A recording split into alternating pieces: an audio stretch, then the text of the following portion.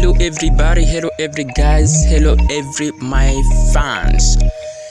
Okay, reka nongere ndabashimire mwe mwese turi kumwe mukomeza kunkurikirana. Nuko rero uyu munsi tugiye kurabira hamwe ino programme ya Android window. Iyi programme rero niyo ishobora ushobora kuyikoresha isimu yawe ya Android, ushobora kuyikoresha nka computer. Iyi programme ariyo yiyi ahandi naho turabizi kushobora kuyikula kuri Play Store. Reka rero tugende kuraba uburyo ikora neza na neza, ikora nka kujya nyine kwa computer neza. Okay, reka tugende kuraba uburyo ikora. Ngwiyi rero aha turagiye. Okay, komeze mu nkurikirane murabe ingene ikora ino program. It's very beautiful, it's very nice.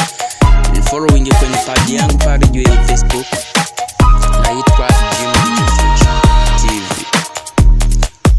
Aha nyene ugenda aho kumusi kuri subscribe, ufyonde kuri subscribe kugira ubashe kubona ama video yanje ya buri munsi.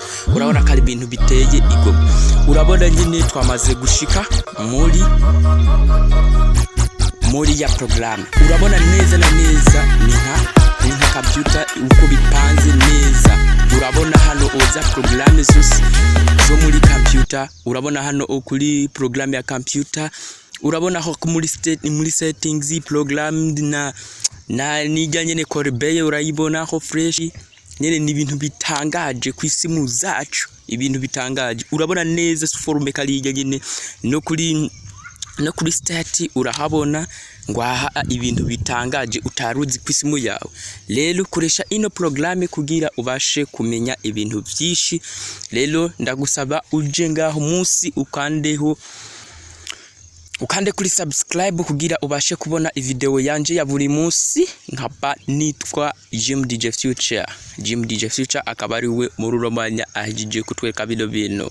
Okay, reka mukomeze mu nkurikirane byinshi muzogenda mubibona hano nyene kuri no channel yacu. Urabona nk'ibikali ibintu by'akamaro. Okay, hasta la vista na watakia siku mwema.